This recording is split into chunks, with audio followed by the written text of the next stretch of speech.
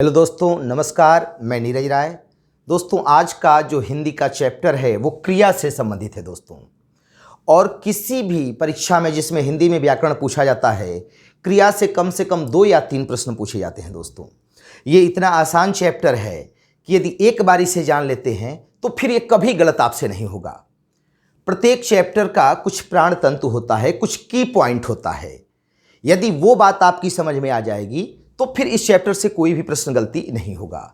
दोस्तों, क्रिया से सकर्मक क्रिया के विषय में प्रश्न पूछा जाता है, अकर्मक क्रिया के विषय में, द्विकर्मक क्रिया के विषय में, प्रेरणार्थक क्रिया के विषय में और पूर्वकालिक या पूर्णकालिक क्रिया के विषय में प्रश्न पूछा जाता है। ठीक है। इसके बाद आगे संयुक्त क्रिया होती है, वाच्य होता है, काल होता है दोस्तों। तो आज हम लोग सकर्मक क्रिया, अकर्मक क्रिया, द्विकर्मक क्रिया, प्रेरणार्थक क्रिया और पूर्वकालिक या पूर्णकालिक क्रिया जानेंगे दोस्तों। और ये बात याद रखिएगा कि यदि एक बार इसे अच्छे से आप सुन लेते हैं तो नोट्स नहीं बनाएंगे तब भी कभी गलती नहीं होगा। क्रिया का सीधा मतलब क्या होता है? वे शब्द जिससे किसी कार्य का होना या करना पाया जाए क्रिया कहलाता है। अब दोस्तों, मैंने यहां 3 चीजें लिखी हैं, इस बात को एक बार जरूर गौर करें। कर्ता, कर्म और क्रिया, यही वो की पॉइंट है जिससे ये कभी भी आपका गलती नहीं होगा। अब पहला शब्द मैंने लिखा है सकर्मक क्रिया दोस्तों। जैसा नाम वैसा गुण। सकर्मक अर्थात ऐसी क्रिया जिसमें कर्म अवश्य रहेगा, बिना कर्म के वो क्रिया नहीं होगी दोस्तों, सकर्मक। और दूसरा मैंने लिखा है अकर्मक। पहले इन दोनों को जानते हैं, इसके बाद आगे बढ़ना चालू करते हैं। नाम से ही स्पष्ट है, सकर्मक क्रिया का मतलब है कि इसमें कर्म अवश्य चाहिए और अकर्मक क्रिया का मतलब है कि उसमें कर्म नहीं चाहिए। ये बात बिल्कुल स्पष्ट हो गई दोस्तों। अब अगली बात जो सामने निकल कर आती है, अगर यह क्रिया हो रही है तो इस क्रिया का प्रभाव किसी न किसी पे पड़ेगा, या तो कर्म पे पड़े या कर्ता पे पड़े। ये जो क्रिया हो रही है, इस क्रिया का प्रभाव किसी न किसी पे पड़ेगा, या तो वो कर्म पे पड़े या कर्ता पे पड़े। यदि वह क्रिया सकर्मक होगी तो इस क्रिया का प्रभाव कर्म के ऊपर पड़ेगा, और यदि अकर्मक होगी तो कर्म तो होगा ही नहीं और क्रिया होगी। कितनी बड़ी बात है दोस्तों कि अगर अकर्मक क्रिया होगी तो कर्ता तो रहेगा, क्रिया रहेगी, लेकिन यह कर्म नहीं होगा। तो यदि क्रिया हो रही है तो इसका प्रभाव कहीं ना कहीं पड़ना चाहिए, और अकर्मक कर रहा है कि कर्म नहीं है, तो अगर क्रिया हो रही है तो इसका प्रभाव कर्ता के ऊपर पड़ेगा। ठीक है दोस्तों, ये 2 बातें याद रखिएगा। सकर्मक में कर्म आवश्यक है और अकर्मक में कर्म नहीं रहेगा। एक बात हो गई। ठीक है।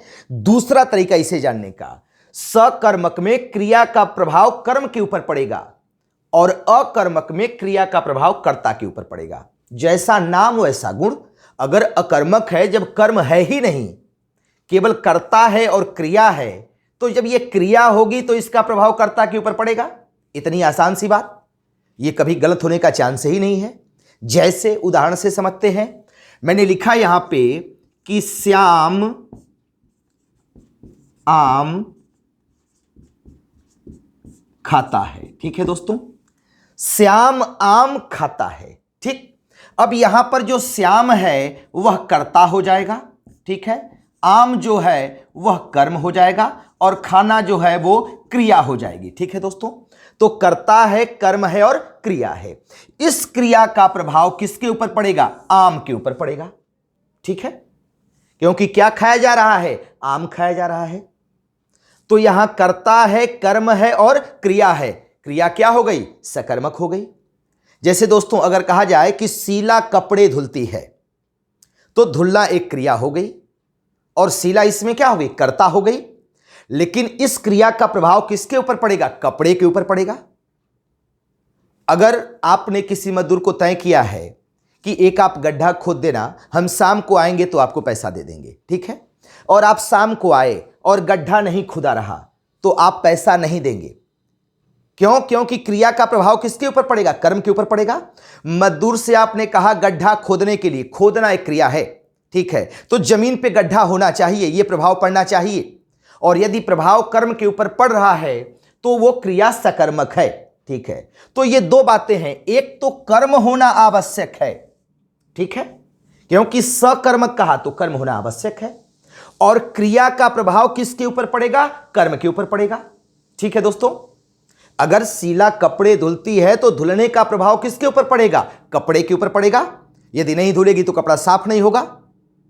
तो ये एकदम सीधा सा आसान सी बात है कि ये कभी गलत नहीं हो सकता है अगर दो बातें ख्याल करें तो। एक तो इसमें कर्म की आवश्यकता है और दूसरे क्रिया का प्रभाव किसके ऊपर पड़ेगा? कर्म के ऊपर पड़ेगा। अगर श्याम आम खाता है तो समाप्त तो वही आम होगा, क्योंकि आम के ऊपर खाने का प्रभाव पड़ेगा। ठीक है दोस्तों, तो ये हो गई सकर्मक क्रिया। अब दूसरी क्रिया है अकर्मक, मतलब कर्म नहीं होगा। और जब कर्म ही नहीं होगा और क्रिया होगी, कर्ता और क्रिया होगा, तो अब इस क्रिया का प्रभाव कर्ता के ऊपर पड़ेगा। इसमें भी दो पॉइंट हो गए। एक तो अकर्मक कह रहा है तो कर्म होगा ही नहीं, स्पष्ट बात हो गई। और दूसरी बात कि क्रिया का प्रभाव किसके ऊपर पड़ेगा? कर्ता के ऊपर पड़ेगा। जैसे यही मैंने कहा कि श्याम आम खाता है, और यहीं पे इसको मिटा दें, ठीक है, और इसे लिख दें कि श्याम मुस्कुराता है, ठीक है, या श्याम सो रहा है, सो रहा है, श्याम सो रहा है। तो श्याम कर्ता तो हो गया, ठीक है, और सोना क्रिया हो गई। तो सोने का प्रभाव किसके ऊपर पड़ेगा? श्याम के ऊपर ही पड़ेगा। श्याम टहलता है, श्याम मुस्कुराता है, श्याम लजाता है। तो लजाने का, मुस्कुराने का, सोने का, टहलने का, हंसने का, ये सारा प्रभाव किसके ऊपर पड़ेगा? श्याम के ऊपर पड़ेगा। ठीक है दोस्तों, तो क्रिया है और कर्ता है, लेकिन कर्म इसमें नहीं है। तो क्रिया कौन सी हो रही है? मुस्कुराने की हो रही है। श्याम मुस्कुरा रहा है तो इस मुस्कुराने का प्रभाव किसके ऊपर पड़ेगा? श्याम के ऊपर पड़ेगा।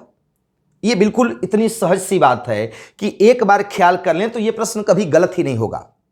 अच्छा, एक क्लास में एक बार एक बच्चे ने पूछा कि सर चिड़िया आकाश में उड़ रही है, तो आकाश में उड़ रही है तो इसमें तो कर्म है। तो मैंने कहा कि जैसे आप टहलते हैं तो टहलेंगे भी तो सड़क पे, चाहे दौड़ हैं तो दौड़ेंगे भी तो सड़क पे ही, लेकिन टहलने और दौड़ने का प्रभाव आपके ऊपर ही पड़ेगा। तो वैसे ही चिड़िया आकाश में उड़ रही है, उस उड़ने का प्रभाव चिड़िया के ऊपर ही पड़ेगा, इसलिए वो अकर्मक क्रिया हो जाएगी। ठीक है दोस्तों, तो ये रही अकर्मक और सकर्मक क्रिया। बात बिल्कुल स्पष्ट हो गई कि रोना, टहलना, ठीक है, मुस्कुराना, लजाना, जिसका टोटल प्रभाव किसके ऊपर पड़ा है? कर्ता के ऊपर पड़ा है, कर्म इसमें है ही नहीं।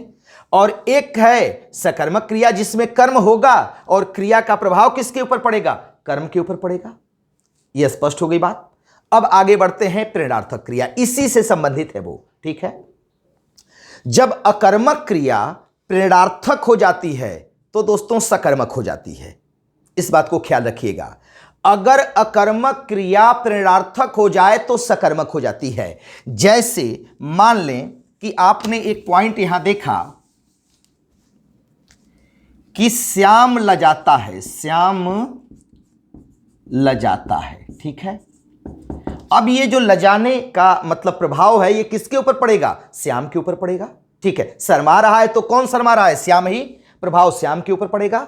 लेकिन वह श्याम को लजवाता है, वह श्याम को लजवाता है। ठीक है, प्रेरणार्थक क्रिया का मतलब दोस्त ये होता है कि कर्ता स्वयं क्रिया नहीं करता है, बल्कि किसी की प्रेरणा, किसी दूसरे के द्वारा क्रिया की प्रेरणा मिलती है, तो उसे हम प्रेरणार्थक क्रिया कहते हैं। ठीक है, तो वह श्याम को लजवाता है। अब यहां पर वह कर्ता हो जाएगा। ठीक है, श्याम यहां पर कर्म हो जाएगा और लजवाना क्रिया हो जाएगी। तो जब कर्म आ गया, क्योंकि इस लजवाने का प्रभाव किसके ऊपर पड़ने लगा? श्याम के ऊपर। वह श्याम को लजवाता है तो वह कर्ता हो गया। ठीक है, और किसको लजवा रहा है? श्याम को। ठीक है, लजवाता है तो इस लजाने का प्रभाव किसके ऊपर पड़ा है? श्याम के ऊपर पड़ा है, न कि वह जो करता है उसके ऊपर। इसलिए यह क्रिया क्या हो जाएगी? सकर्मक हो जाएगी। अकर्मक क्रिया भी प्रेरणार्थक होने पर सकर्मक हो जाती है। जैसे मोहन श्याम से पुस्तक लिखवाता है। ठीक है, मोहन श्याम से पुस्तक लिखवाता है। ठीक है, तो यह प्रेरणार्थक क्रिया है। मोहन श्याम से पुस्तक लिखवाता है, मतलब मोहन स्वयं पुस्तक नहीं लिख रहा है, किससे लिखवा रहा है? श्याम से। लेकिन चूंकि वहां पे तो सकर्मक है, लेकिन प्रश्न यह बन रहा है कि क्या प्रेरणार्थक क्रिया अकर्मक जो है अगर प्रेरणार्थक क्रिया बन जाए तो सकर्मक हो जाएगी, तो ये होगा हां, क्योंकि यहां देख लें, वह श्याम को लजवाता है। अब यहां पर अकर्मक क्रिया है लजाना, लेकिन प्रेरणार्थक जब हो गई तो यही सकर्मक हो गई। ये तीन बातें स्पष्ट हो गई, सकर्मक, अकर्मक और प्रेरणार्थक क्रिया। ठीक है दोस्तों, कहीं से दिक्कत नहीं। प्रेरणार्थक क्रिया का मतलब यह है कि कर्ता स्वयं न करके किसी अन्य को प्रेरणा देता है करने के लिए, और इसमें जो बात निकल कर आई है कि अगर अकर्मक क्रिया प्रेरणार्थक हो जाए तो सकर्मक हो जाती है। अब अगला आते हैं द्विकर्मक पे। ऐसी क्रिया जिसमें दो कर्म हो वह द्विकर्मक क्रिया हो जाएगी। जैसे मैं बच्चों को वेद पढ़ाता हूं, तो यहां पर बच्चे और वेद दो कर्म हो जाएंगे, इसलिए क्रिया द्विकर्मक कही जाएगी। जैसे मोहन ने विपिन को पुस्तक दी, तो यहां विपिन और पुस्तक दो कर्म हो जाएंगे, तो ऐसे कर्म द्विकर्मक कर्म कहे जाते हैं दोस्तों। अगला है पूर्वकालिक या पूर्णकालिक क्रिया। जब कर्ता एक क्रिया को समाप्त करके तत्क्षण दूसरी क्रिया में प्रवृत्त हो जाता है तो इसे पूर्वकालिक या पूर्णकालिक क्रिया कहते हैं।